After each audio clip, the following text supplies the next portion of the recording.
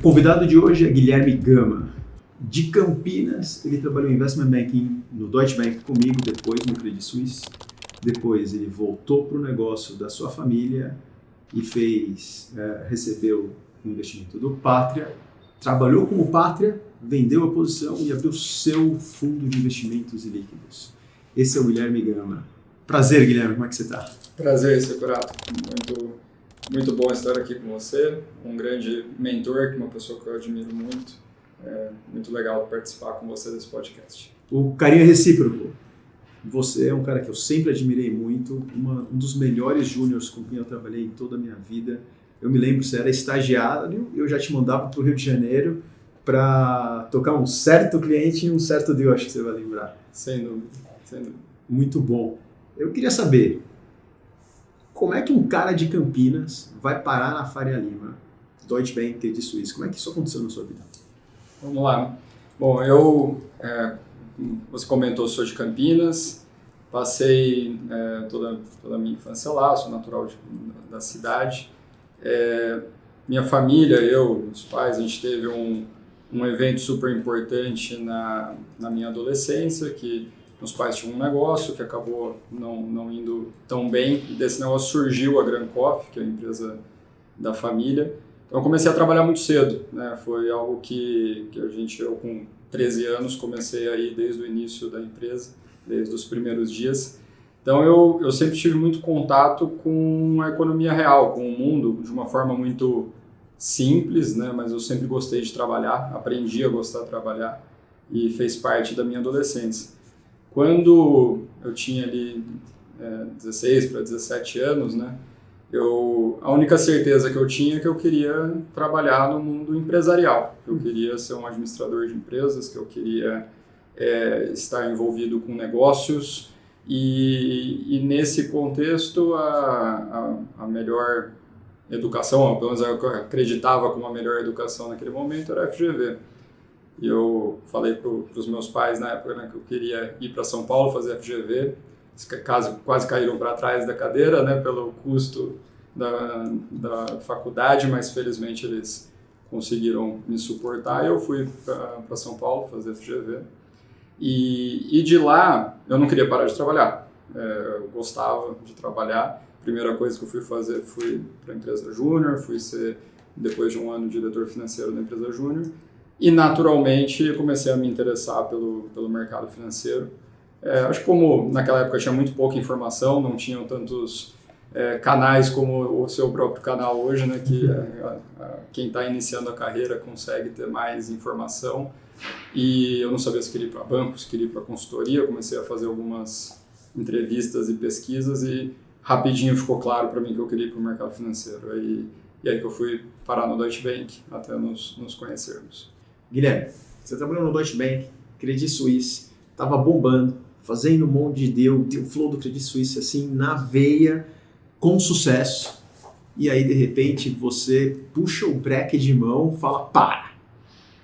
E vai para o negócio da família. Como é que foi tomar essa decisão? Você negociou um garantido com seu pai? Não negociei um garantido com meu pai. Eu achei que você era um bom negociador, cara. A família não queria que eu fosse. A esposa apoiou, a futura esposa apoiou bastante. A família achava que eu estava maluco, né? Uma empresa ainda pequena, falou que eu tinha uma segunda marcha engatada, né, na opção da família, mas era uma empresa ainda pequena. Mas eu falo, não sei se por conta de ter visto muitos negócios que deram certo, eu falo que a gente fica um pouco enviesado, né, no mercado financeiro, porque as empresas que estão ali são as empresas que deram certo. São as empresas que chegaram até ali para fazer um IPO, que chegaram para fazer uma venda. E aí, em todos os setores, eu olhava e falei, não é uma ideia da NASA, não é tem muitos empreendedores incríveis, mas cara, tem muita gente que, na verdade, o principal fator de sucesso era trabalho, consistência, muita resiliência e um pouco de sorte, que tinha que ter no meio do caminho também. E o empreendedor ele chegava até lá, com empresas gigantes de sucesso, líderes dos seus setores. E eu olhava para aquilo e acho que com o meu sangue e DNA de empreendedor, eu quero trilhar a minha própria história. Eu adorava o que eu fazia, adorava finanças corporativas, adorava o investment bank, estava muito bem, como você comentou, mas eu queria algo a mais. Eu queria estar do outro lado da mesa, eu queria criar a minha própria história e resolvi voltar. Saí da Faria Lima e eu lembro muito bem do primeiro dia, né, que eu fui dividir uma salinha pequenininha sem ar-condicionado com meu pai e começamos dali. Então foi realmente uma mudança muito drástica, mas eu acho que veio muito do meu histórico até antes de ter trabalhado no negócio, de gostar, de ver o potencial. E aí do outro lado tinha uma empresa que era assim pequena, mas tinha tudo para ser um negócio incrível, uma empresa que já tinha grandes clientes de referência, já tinha receita, tudo que um monte de gente fala hoje, a gente tinha receita recorrente, um negócio resiliente, geração de caixa forte, era uma empresa que tinha claras vantagens competitivas com os concorrentes, crescia. Então, eu olhava para aquilo e falava, isso aqui dá para fazer mais, dá para ser enorme. E eu tenho uma passagem desse início como empreendedor, que se você puder eu conto também. Conta já. Vamos lá. Logo no início, né, a primeira coisa que eu fiz entre sair do Credit Suisse e ir para a Gran Coffee, eu fui fazer uma viagem com o Gustavo, com o meu irmão, para um evento da Associação Europeia de Café e Vending Machines. O Gustavo, seu irmão? Meu irmão. Porque o Gus é seu amigo. Meu amigo. Não, tá. Com o Gustavo, meu irmão. Tá bom. E que ele já estava na companhia desde 2006. E lá nesse evento, né, a gente conversando, criando aquela imersão, e eu naquela intensidade, né, de São Paulo, Faria Lima, banco, e vamos. E eu falava, a empresa faturava 10 milhões de reais por ano, o maior do mercado faturava 120, 140 milhões de reais por ano. E eu falava para ele, Gu, em 5 anos a gente vai ser a maior do Brasil. E ele, você tá louco, isso não tem como acontecer, isso não é possível. A gente vai ser, você vai ver. Tá aqui, eu fiz a planilha, eu fiz o modelo. E você sabia fazer modelo? Modelagem eu aprendi com um cara muito bom a fazer modelo. E eu falei, isso aqui tá aqui, ó, é possível. Olha quanto a empresa tem capacidade de investir, quanto que a gente tem, vai dar certo. E realmente, de fato, depois de 5 anos a empresa estava faturando mais de 100 milhões de reais e tinha se tornado a principal empresa do setor. Então foi muito legal. Eu falo que eu nunca fui o empreendedor ou a empresa que estava ali só pelo negócio. Eu acho que o Investment Banking ele me deu uma visão de planejamento estratégico, quais são os cenários, para onde a empresa deve ir, que é muito dos pitches ou dos projetos que a gente fazia, né?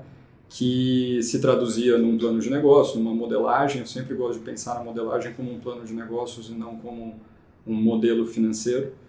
E isso foi para a realidade do negócio. E a hora que você tem um plano claro, tem uma meta, tem um objetivo, tem os caminhos, aquilo se torna muito mais claro o que tem que ser feito para chegar até lá, né? Então, acho que boa parte do trabalho é entender bem aonde quer chegar, traduzir isso em números, em estratégia e depois executar, que é o mais difícil, claro. Mas antes de executar, saber onde quer chegar, né? Então, isso foi super importante. Eu acho que o mercado financeiro me deu essa base de construir onde a gente queria chegar, de uma forma mais clara. E então você fez o que você propôs para o Gus, deu tudo certo. Quando esses 5 anos que você virou o principal do setor, foi antes do Pátria investir ou depois?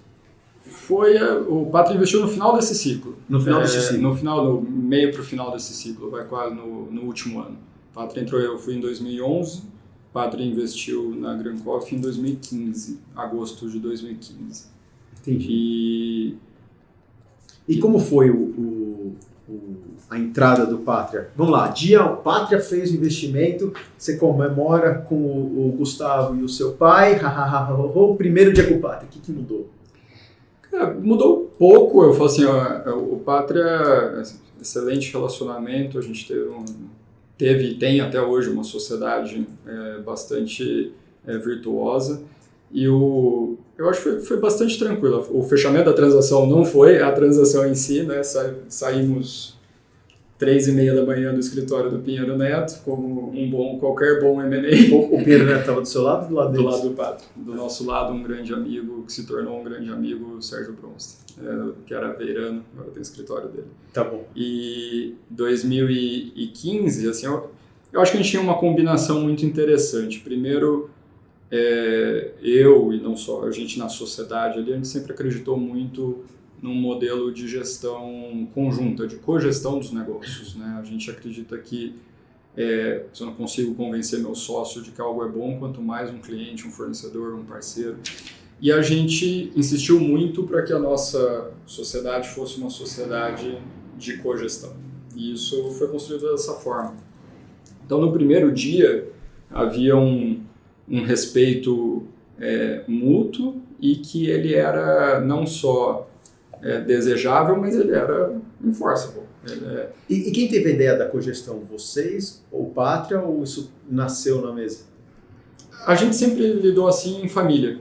Na sua família? Então eu falo que apesar de eu ser mais financeiro, meu irmão mais comercial, meu pai mais operação, a gente sempre cogeriu a empresa. A gente nunca, alguém falou, essa é a minha área, eu decido isso sozinho. Nunca passamos por isso. E a gente queria levar isso para a nova sociedade. A gente achava que essa, para uma empresa de tamanho médio querendo se tornar grande, uma estrutura relativamente pequena de tomada de decisão, a cogestão, o consenso, ele gera melhores ideias e melhores caminhos. Então, a gente que insistiu e levou que fosse assim. E aí, pela minha experiência de investment banking, eu naturalmente fui cuidar do crescimento inorgânico, então novas avenidas de crescimento, projetos e principalmente M&As. Então, o que normalmente fica a cargo do private equity, no caso da Grancor, ficava com a companhia, com todo o apoio do private equity, todo o regramento do private equity, mas a gente tinha uma linha de frente ali indo atrás das oportunidades. Pátria inseriu um CFO, um cara muito bacana, então foi tudo muito bem. E, infelizmente, tivemos um ciclo aí bastante virtuoso. A gente conseguiu multiplicar a empresa por mais 10 vezes, né, depois de mais 10 anos. Então, foi um ciclo bem interessante. E quem é o sócio do Pátria? Que cuida da tese?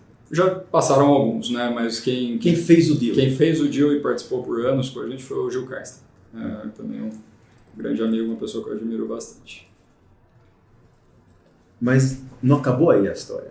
Não. Aí depois você saiu da empresa familiar cogestão ocupada? Então, fizemos, assim, eu acho que foi bastante interessante, né? Porque a gente pegou um momento lá em 2015 de juros altos, uma oportunidade muito boa de trazer capital para a companhia, para consolidar o setor, tinha muita oportunidade de M&A.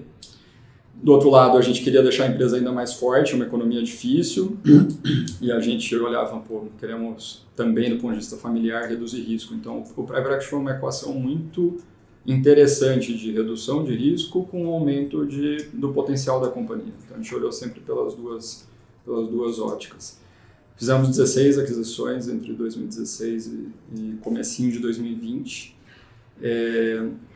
Até que no final de meados de 2019, a gente já vinha ali sendo bastante assediado por alguns players globais, olhando, a gente tinha feito um plano de 5, 7 anos, a gente tinha feito em 4 anos, estava tudo indo muito bem, infelizmente. E aí a gente tinha algumas oportunidades ainda de M&A, de crescimento, a gente estava naquela bifurcação. Começa um processo, né, de... Vou contratar o que vou contratar um banco, não vamos. Mas o Pátria, naquele momento, tinha demonstrado vontade de acelerar ainda mais o crescimento da companhia, porque ainda tinha mais mercado. E a gente, nesse contexto, acabou chegando num consenso de eles comprarem uma parte da companhia, mas manter a sociedade fazendo uma intensificação da gestão da companhia por profissionais de mercado.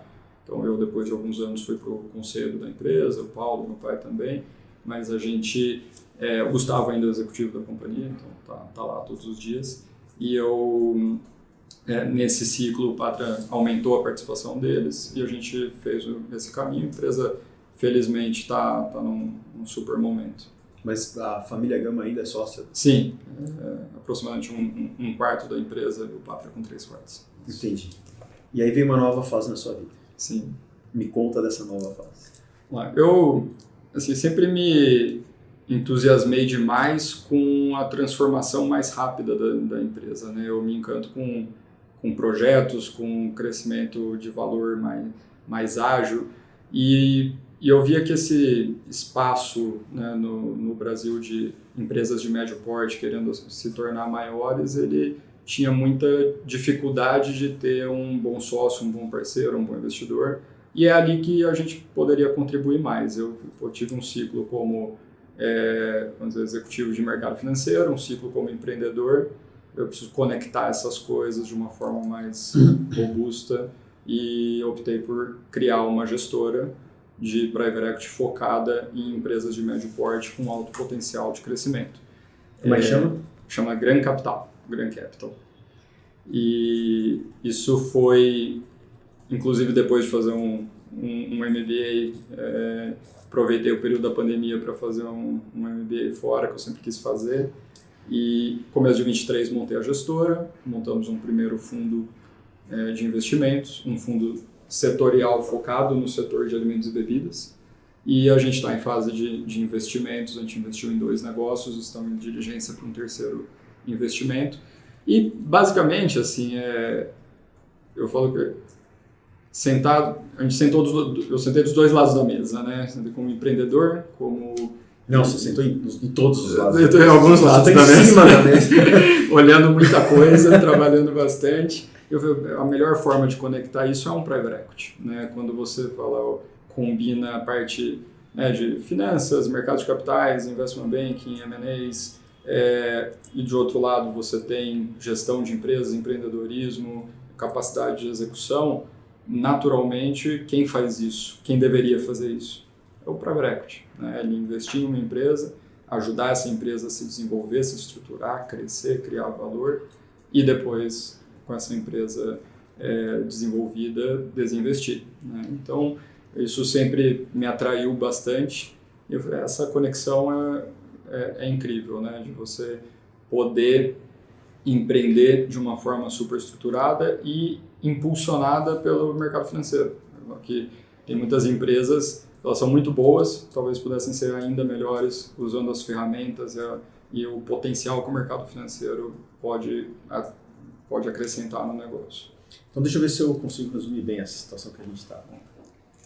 Então se tem um empresário nos ouvindo, ele está imaginando, será que faz sentido eu trabalhar com o Gama? Ele vai encontrar no Guilherme Gama uma pessoa que entende como o mercado financeiro trabalha, especialmente o mundo de investment banking, fusões, aquisições e o mercado de capitais, que entende o que os grandes investidores buscam nas empresas, né? Porque você fez IPO, você fez follow-on, você vendeu empresas para private equity, você teve private equity como sócio e agora você é o private equity. Ele vai encontrar uma pessoa que tem uma visão estratégica muito refinada, muito conectada com a realidade do mercado, que vai trazer um direcionamento voltado para a criação de valor antes de qualquer outra coisa e com boa gestão de caixa. E você vai trazer dinheiro também? Exatamente, é isso. Tá bom. Quem que tem que te procurar? Porque o seu fundo é de alimentos e bebidas, então não adianta aparecer com qualquer coisa. Então uma empresa do setor de alimentos e bebidas que tenha quais características deveria te procurar? Ótimo, boa pergunta, obrigado.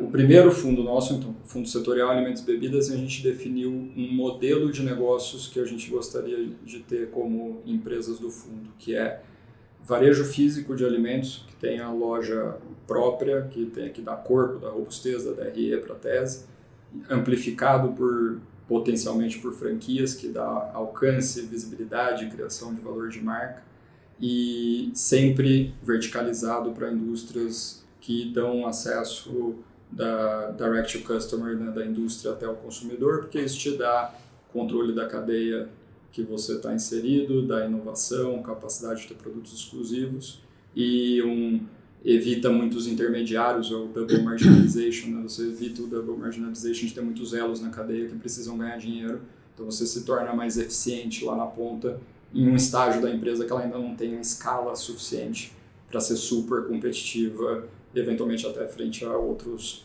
produtos substitutos ou outros concorrentes. Então, a gente elegeu esse modelo de negócio, varejo físico, e um dos grandes elementos para isso é a escalabilidade.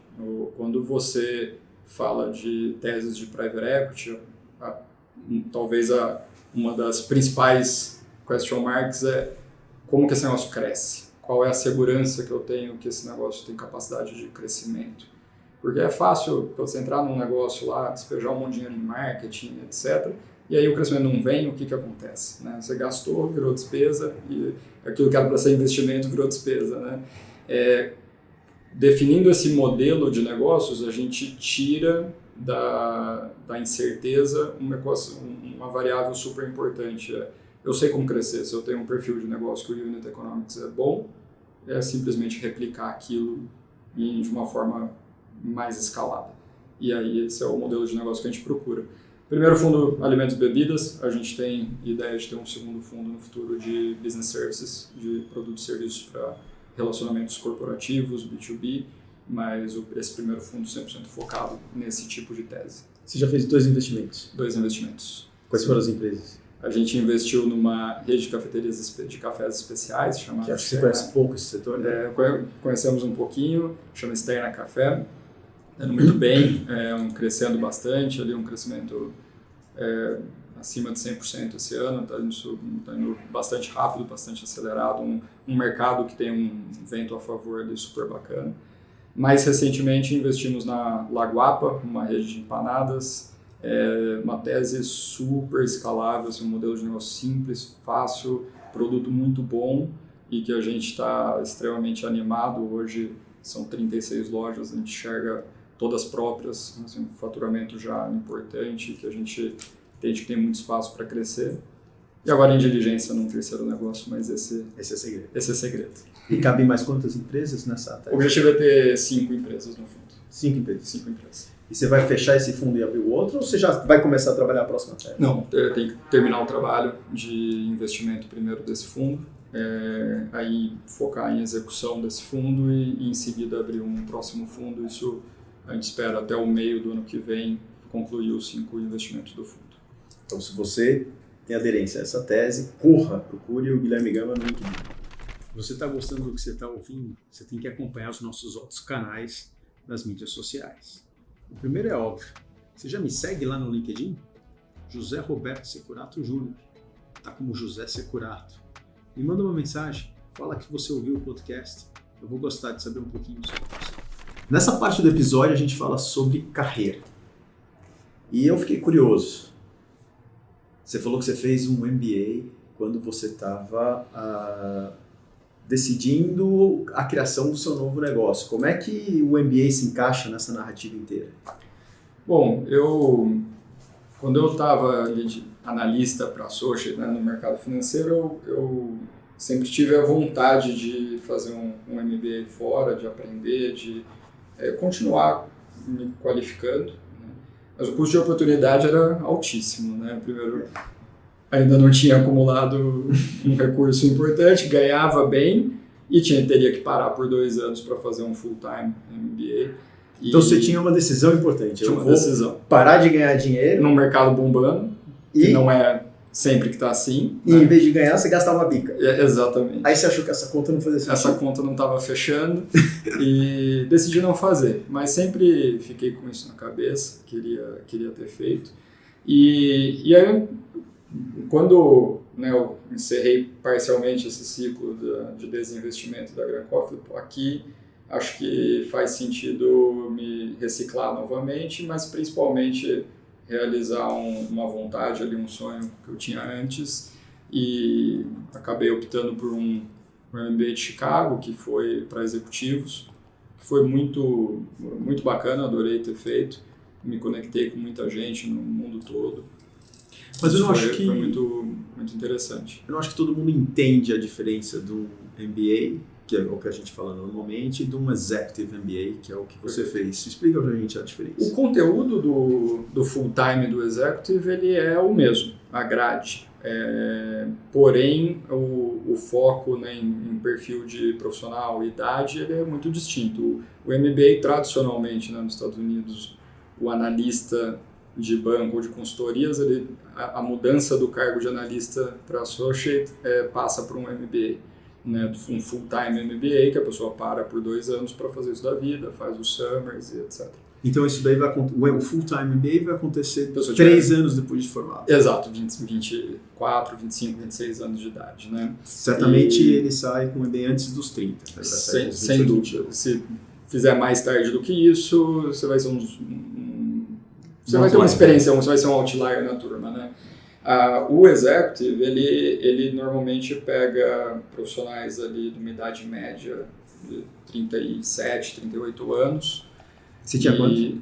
Eu comecei com 36, terminei com 38. Então eu estava bem na idade média, e um grupo muito diverso, né, de diferentes indústrias. Claro, muita gente de mercado financeiro, muita gente de consultoria, mas muita gente de grandes empresas também e empreendedoras. E aí a escolha, no caso, né, por Chicago foram 2. Né? Uma, logisticamente, era uma que dava para ficar indo e voltando a cada 5 semanas. Durante 2 anos eu passava uma semana ou em Chicago ou no campus de Londres, que era o campus principal. Então, calendário funcionava para quem não mora fora. E eu precisava continuar trabalhando, então isso encaixou muito bem. A segunda, do ponto de vista familiar, obviamente, né? Minha esposa, filhos, que foram incríveis nessa época, mas a cada 5 semanas eu tinha que passar uma semana fora de casa para estudar. E foi incrível porque você consegue conectar com pessoas do mundo todo, de diferentes indústrias, e hoje mantenho um contato super próximo com muita gente. Quem é a grande conexão, o seu grande amigo ou amiga do MBA? Eu participei de aqueles trabalhos no final do programa que ou você faz um trabalho teórico ou ajuda a criar uma empresa, né? Eu participei da criação de uma empresa com mais alguns colegas e fiz grandes amigos que criaram esse negócio junto, e uma das pessoas, inclusive, capitaneou e foi tocar isso da vida, largou o mercado financeiro e foi tocar essa empresa. Então, foi super bacana. O Paul, a Anne, que cuidam desse negócio, foi super legal. Caramba, então você criou uma empresa no MBA? Criamos uma empresa no MBA. Foi divertido. Eu imagino. Foi super divertido. Tá lá, tá funcionando. Assim. Que bom. E você tinha um perfil já empreendedor, você trabalhou com o seu pai, você trabalhou no mercado financeiro.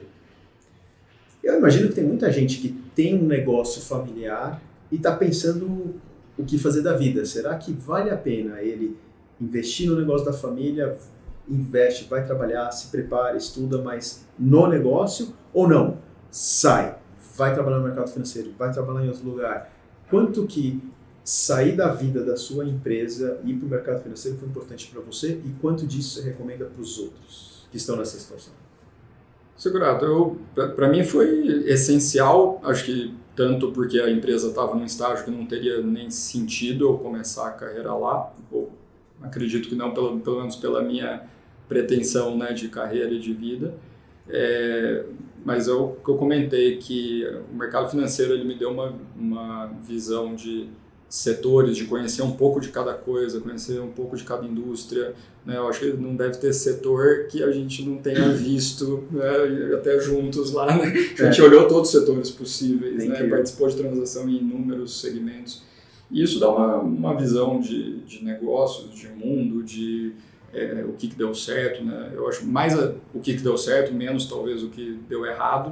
Em alguns casos você pode encontrar coisas que deram errado, mas normalmente você vê o que deu certo, que já ajuda bastante.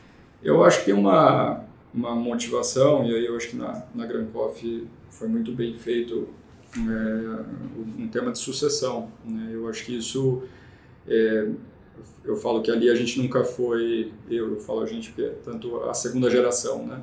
A gente nunca foi nem funcionário e nem dono direto, né? A gente foi construindo uma sociedade em família. E isso eu acho que foi extremamente saudável, e eu acho que faz parte do processo. Eu acho que essa tomada de decisão, sem dúvida, aí conhecer o mercado, aprender, tem muito valor depois para a trajetória da empresa. Eu não posso dizer que a gente não teria feito o que a gente fez, né, sem esse componente. Tem outros componentes também tão importantes quanto, mas esse foi super importante. Mas também qual é o plano? Eu acho que embarcar sem saber qual é o plano, seja do negócio, seja familiar, eu vejo como um erro, né? Aquela incerteza de depois de 10 anos, e aí o que acontece com a empresa, o que acontece com sucessão, quem que é quem dentro da empresa.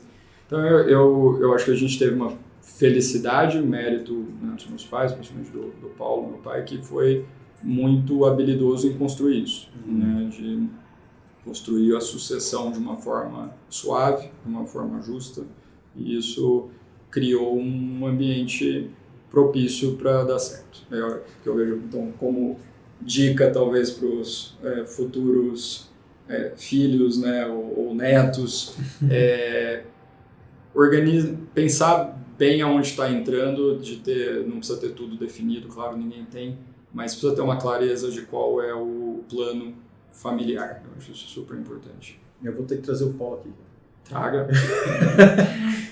Eu tenho 1 milhão de perguntas para fazer. Pode falar bastante sobre sucessão, sem dúvida. Uma das coisas que eu acho que está mudando na nova realidade que a gente vive hoje é que as pessoas vivem mais, elas são mais longevas.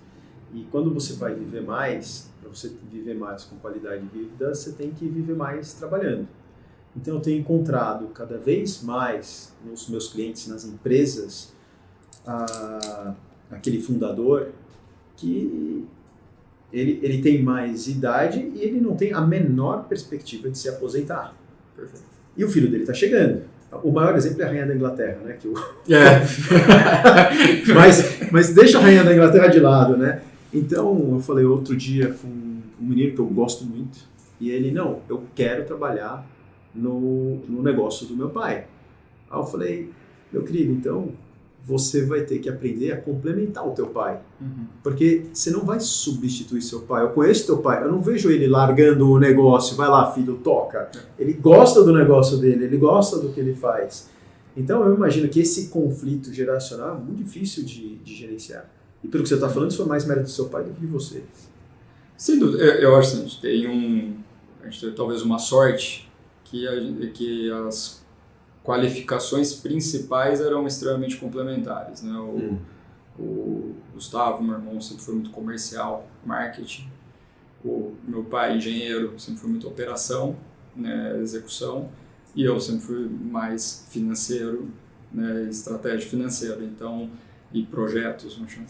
Então, foi muito complementar as qualidades, as qualificações de cada um, e isso talvez tenha tornado mais fácil, porque você não tem conflito, né, e um colabora com o outro. Entendi. Mas eu acho que é muito de criação também. Eu acho que não vou chamar de criação, mas de valores, enxergar todo mundo olhando para o mesmo lado, tá sempre unido, tentando construir coisas juntos. Então, no nosso caso, felizmente, foi muito suave, e foi suave, acho, mérito, né, do Paulo e da Cristina, que construíram isso dessa forma, seja dentro de casa, seja na empresa. Tá definido. Queremos o Paulo aqui. Olá, Talvez você está interessado numa carreira em Investment Banking. A dica que eu dou é: faça o Investment Banking Bootcamp. Esse é o único programa do mercado que simula o dia a dia de um analista de Investment Banking. Depois de um treinamento imersivo de mais 100 horas de treinamento, a gente faz uma experiência. São 5 semanas aqui em São Paulo, na Bankers Academy, vivendo o que o analista de Investment Banking faz. Num ambiente seguro. Aqui, você pode fazer bobagem. Lá na Faria Lima, não. Gama. Chegou a hora de a gente falar de uma transação.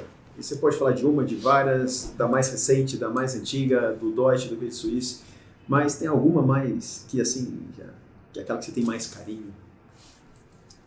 Bom, tem algumas, né? Tem algumas,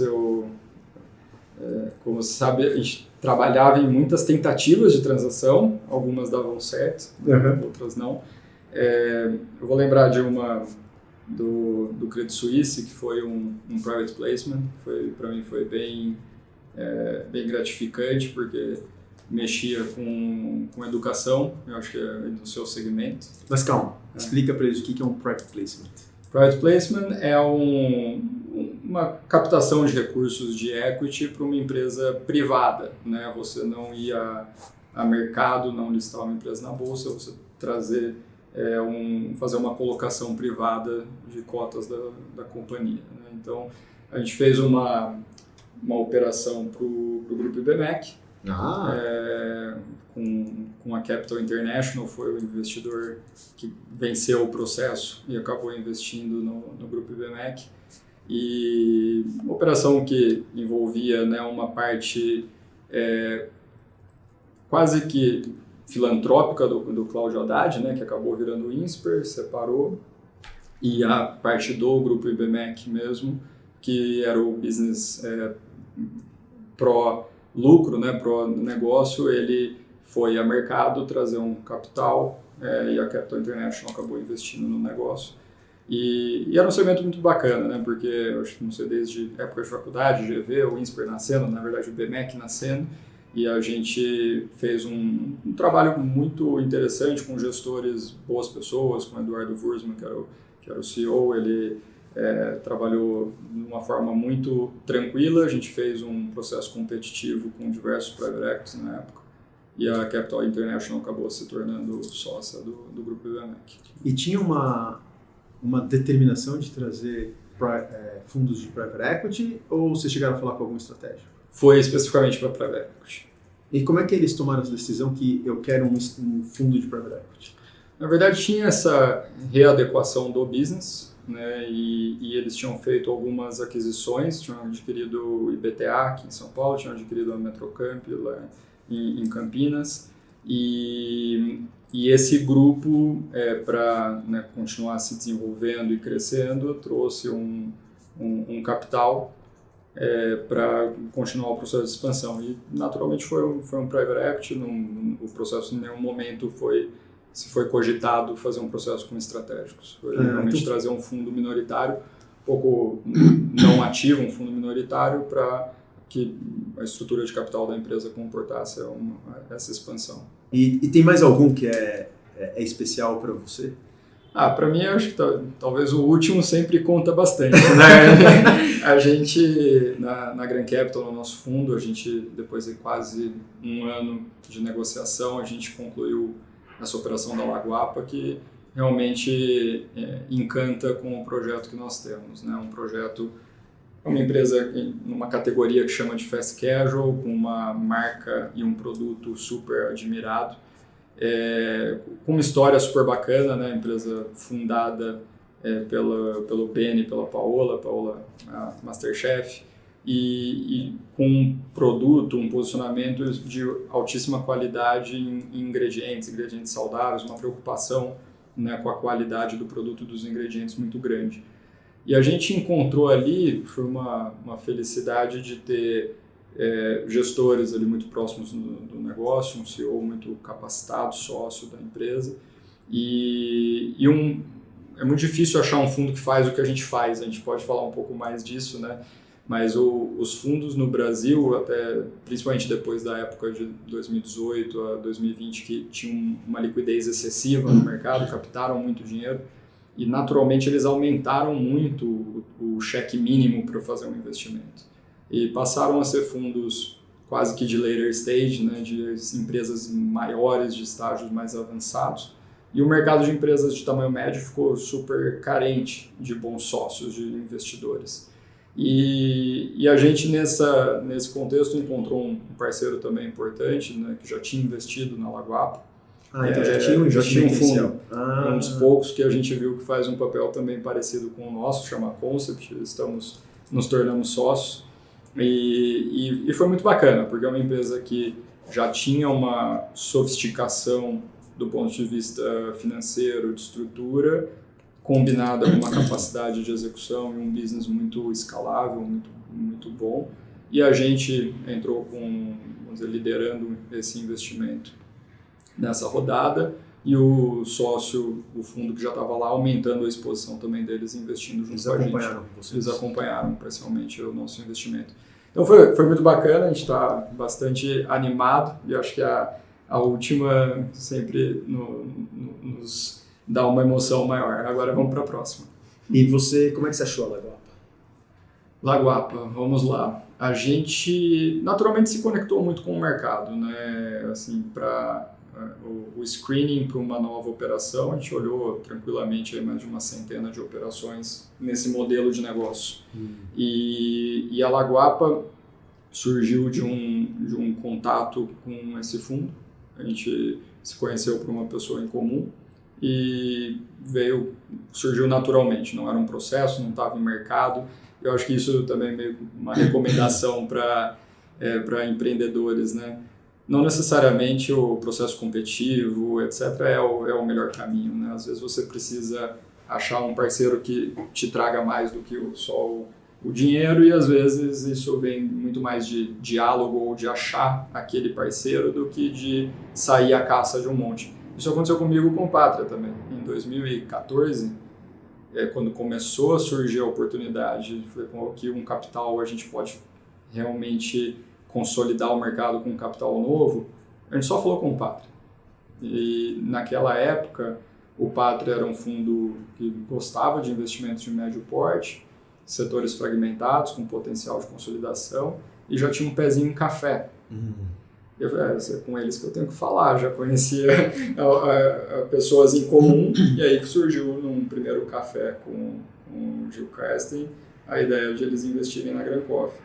Então, como dica, como você falou para os empreendedores, né, procurar quem faz sentido para você e quem você faria sentido no portfólio. Não adianta sair tendo teaser, né, para um monte de gente. Aliás, a chance disso não dar certo às vezes é mais alta. Você tem que procurar quem é um casamento, porque no final, né, o Private Equity ele é um ciclo de longo prazo. Ele é uma sociedade, é um ciclo de longo prazo e que tem que ter um alinhamento, né, de interesses, de visão de negócio muito grande, muito grande. Eu concordo tanto com você que foi a mesma coisa que a gente fez na Sampo Escola de Negócios. A gente negociou com a Exame BTG. Por quê? Porque era a melhor combinação para o negócio, era a mais promissora, era o que ia potencializar o que o meu irmão construiu e o valor da venda no final das contas. Perfeito. E eu lembro de uma transação que a gente fez juntos, que já faz tanto tempo que eu posso falar, que foi a Bengoa. A Bengoa, lembro. Na primeira reunião, eu falei para o nosso cliente, não sei se você vai lembrar, que a gente vai vender esse ativo para a CEMIG. E aí o cliente falou o quê? Para a CEMIG não! Aí a gente rodou o mundo, a gente falou com mais de 100 potenciais compradores. 100, uma centena de potenciais compradores. Como é que você faz uma lista de 100 potenciais compradores? Com 95 nomes que não deviam estar lá, né? Sim, perfeito.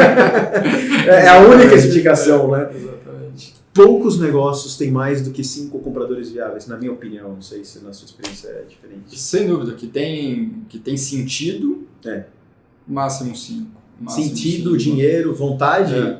Pode ter algum aventureiro que passe e participe, queira, mas que faz de fato sentido. Principalmente eu falo na composição de uma sociedade. Eu acho que para uma venda, às vezes, importa mais o sentido do comprador do que do vendedor, né? Se o comprador achar que faz sentido, tudo bem ele está comprando. Mas hoje também a maioria das compras passam por earnouts, passam por estruturas de permanência, então isso tem se tornado, o pós-compra também é muitas vezes importante mesmo para um vendedor, né? Na maioria das operações. Então, eu vejo, mas principalmente para uma sociedade, tem que procurar quem faz sentido. Não tem por que você entrar num ciclo de tão longo prazo com alguém que seja a pessoa ou seja o negócio que não encaixa com o seu perfil. E no nosso exemplo, a gente falou com todo mundo, terminamos vendendo a operação da Bengoa no Brasil para a Taesa, que era controlada pela CEMIG na época. Perfeito. Uma transação de mais de 700 milhões de euros. Que deu trabalho. Deu trabalho pra caramba. Nossa, fomos muito pro Rio de Janeiro. Você percebeu como tem poucos negros e mulheres no mercado financeiro? Nós fizemos um programa para mudar essa situação. YouWin Bank, 100% gratuito. Esse é um programa de inclusão de negros e mulheres no mercado financeiro através da educação. Informe-se ou recomende para alguém que possa aproveitar desse programa. Nesse último quadro, a gente fala um pouco sobre a pessoa, sobre o Guilherme Gama. Então, estou curioso, Guilherme Gama. Você já conhece o programa, já sabe que pergunta vem agora. Tá bom. Eu quero saber uma coisa surpreendente do Guilherme Gama que não está no seu LinkedIn. Vamos lá, que não está no meu LinkedIn. Eu tomei muito gosto por corrida. Você também, se eu não me engano. Sim. Então, compartilhamos. Eu decidi, né, entrar um pouco mais a sério. E hoje já fiz algumas maratonas, estou fazendo algumas. E acho que o mais legal, faço junto com a minha esposa, então a gente aproveita para viajar, ela corre melhor do que eu. Então, elas normalmente fazem melhor que a gente, né? Qualquer coisa. E então, essa é uma informação que não está no LinkedIn, as maratonas. Como é que isso entrou na sua vida? Quando é que você decidiu, puxa, eu quero correr? Para mim foi muito para a cabeça, assim, não foi nada relacionado ao esporte em si. Eu queria melhorar a saúde, melhorar a cabeça. Quando eu voltei para Campinas, né, a intensidade de trabalho, a intensidade a velocidade de querer fazer acontecer, etc., isso foi muito marcante, porque é muito diferente, né? A agilidade, a vontade de querer fazer as coisas um pouco mais rápido. Então eu chegava lá, dava 6, 7 da tarde, tudo estava encerrado, né? Começava tudo muito mais cedo, terminava tudo muito mais cedo. Uhum. E eu falei, cara, o que eu faço agora, né? O dia acabou. Eu falei, não, o dia não acabou, eu trabalhava mais um pouco, no final de semana, mas eu encaixei coisas também que me davam prazer. E a corrida, ela tem uma facilidade, né, para você tanto praticar o esporte, mas também de ajudar na sua cabeça. Aquele momento que você precisa correr, você precisa espairecer, e aquilo me faz muito bem. Então eu gosto bastante, muito mais como algo pessoal do que como grupo de corrida. É mais pessoal para melhorar a capacidade de execução, a colocar a cabeça no lugar, as ideias. Eu gosto muito desse momento comigo, que muitas vezes num dia de corrida, hoje em dia, você acaba não tendo, né? Você entra naquela espiral de que em nenhum momento você para pensar, né? Então esse é o momento que muitas vezes eu paro para pensar. O meu irmão fala isso, que você precisa ter um momento para parar para pensar. Ou até para não pensar. E às vezes que a corrida é muito interessante, né? Que até certo ponto você pensa, a partir de um certo ponto você não pensa. Você não aguenta. Você não começa a não conseguir raciocinar tanto, e isso também eu acho muito positivo, porque naturalmente, como pessoas, né, que vieram da indústria que a gente veio, você está sempre pensando muito, está sempre um pouco ansioso, vamos dizer. E aí a corrida te ajuda a tirar um pouco dessa ansiedade. Você sabe que eu saio para correr, eu sempre tenho ideias, aí o meu time fica louco, né? Porque eu... Nada como um louco furioso como eu, imagino que você tem de ideia. Né? É isso, exatamente. Muito bem. A pergunta que deixaram para você é sobre inteligência artificial. E a pergunta é a seguinte: toda nova tecnologia traz expectativas e ansiedades. Quanto, na sua opinião, da inteligência artificial é real e quanto é irreal, é uma assombração nossa, algo que a gente teve, mas não precisaria ter, né? Assim, é real, para mim não tem dúvida. Eu acho que talvez 4, 5, 6 anos atrás, para quem não é desse mundo, né, tão direto de tecnologia, talvez fosse um pouco mais incerto, mas eu acho que nos dias de hoje, quem não entender que a IA veio para ficar e ter um espaço muito relevante na vida de todos, tá atrasado, né? Eu acho que a gente tem que se manter aberto ao que está acontecendo no mundo, sem se vislumbrar com as coisas, mas sem dúvida para mim IA é real. E Eu ainda sou mais do posicionamento de que a gente que tem que usar isso a nosso favor e menos do terrorismo do que isso pode fazer conosco, sabe? Não sei se tem certo ou errado, mas eu vejo que a IA pode melhorar demais a nossa vida e fazer valor disso, né, em produtividade, otimização de performance. Eu falo assim, pensando em trabalho, mas vamos pensando na próxima geração, que eu acho que é uma outra preocupação. Pô, será que as pessoas, aquela pergunta, será que as pessoas vão ficar mais burras ou mais inteligentes, né? E eu acho que a inteligência artificial ela é um prato cheio para quem é curioso, quem tem vontade de aprender, quem tem vontade de construir coisas, porque ela te ajuda a fazer muito mais rápido, muito melhor. Porém, ela pode causar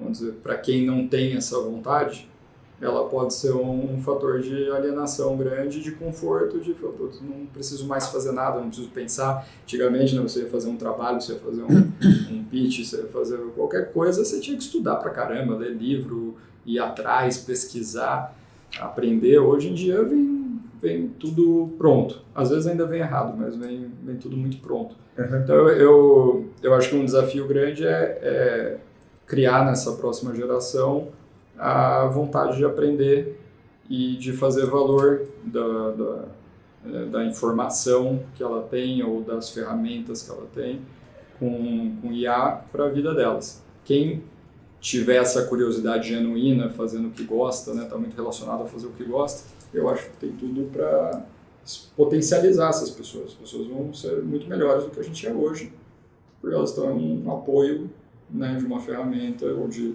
um mundo que a gente não teve. Então, prefiro acreditar que esse lado vai sobressair do que o lado só de vamos delegar tudo para IA fazer e ninguém mais vai ter papel no mundo ou vai tomar o emprego de todo mundo.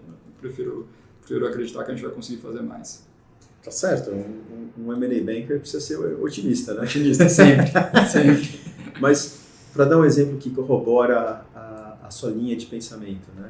Eu sou um pouco mais velho que você e comecei a trabalhar numa época que a internet ainda não era tão importante como ela é hoje. Bom, já está deixando de ser importante, mas enfim.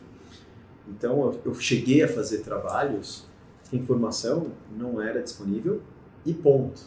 Então, eu fui na Associação Brasileira de Papel e Celulose para pegar os anais impressos. Fui eu e um estagiário, a gente foi na biblioteca, me cadastrei, acessei a biblioteca, peguei o livrinho e comecei a ver as projeções de papel e celulose, o histórico de papel e celulose para fazer o pitchbook de papel e celulose.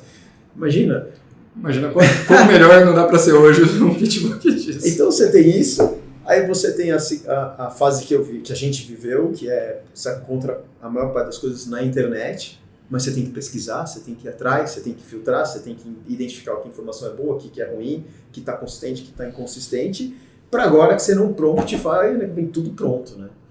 Então, eu também quero acreditar que essa próxima onda de relacionamento com a informação e produção de conhecimento vai ser melhor ainda do que a gente viveu agora, não pior. Perfeito. E compartilhando com você algo que eu ouvi essas semanas num podcast, eu não me lembro qual, nem de onde, mas só queria registrar que não é autoral meu. Essa pessoa falou o seguinte: quando você tem a introdução da nova tecnologia, você usa essa nova tecnologia aplicada no seu paradigma anterior. Então, quando a gente inventou a internet, você entrava nos sites, não tinha nada, as pessoas iam fazendo sites e tinha uma coisa super inútil. Depois a gente vem para o mobile. O que era a adaptação da internet para o mobile? Era a internet no mobile? Não funcionava, mas ela estava lá. E a provocação que ele fez era a inteligência artificial que a gente está usando hoje é para fazer as coisas no paradigma velho. Uhum. Ou seja, está muito subótimo. Não porque a inteligência artificial é subótima, mas porque a gente não sabe usar. Porque a gente ainda está preso em como a gente está acostumado a fazer as outras coisas. Então, para fechar o racional que você trouxe, né, da próxima geração, eu acho que a próxima geração, que já vai ser IA native, vai ter uma forma de trabalhar com inteligência artificial completamente diferente da nossa. E a gente vai estar rindo disso daqui 2-3 anos, eu acho. Eu também acho. E aí se torna mais importante os negócios e os momentos que as pessoas se conectam. Eu acho que a gente até teve um novo vídeo da Gran Coffee, tem uma nova campanha super bacana, que fala sobre a saúde social. Porque tem muita gente hoje, né, a nova geração, que o amigo é o robô da IA, né? E a pessoa se isola, isso aumenta os níveis, né, seja de depressão, de outras doenças. E como que o ambiente, a conexão das pessoas faz com que as pessoas se mantenham centradas, se relacionando e saudáveis, no final das contas, como elas se mantêm saudáveis. E então acho que, voltando para negócios, eu acho que é interessante estar em negócios que promovem essa conexão. Eu acho que faz todo sentido. Ou você está provendo as tecnologias, mas também provendo soluções que preservam a nossa capacidade de relacionamento, a nossa vida, também é importante. Pode ter boas oportunidades aí. Não, achei muito bom, cara. Muito bom. Concordo. Gama, obrigado. Foi incrível. Valeu, Secura. A gente vai ter que trazer o Paulo aqui, você vai ter que Vai voltar. com ele. Tá faltando capítulo nesse podcast. Foi um papo muito bom. Uma delícia. Muito obrigado. Obrigado a você. Foi muito bacana conversar com você. Além de um grande amigo, parabéns por tudo que você está fazendo e ensinando para bastante gente o que é o mundo financeiro. É isso que me brilha os olhos. Obrigado.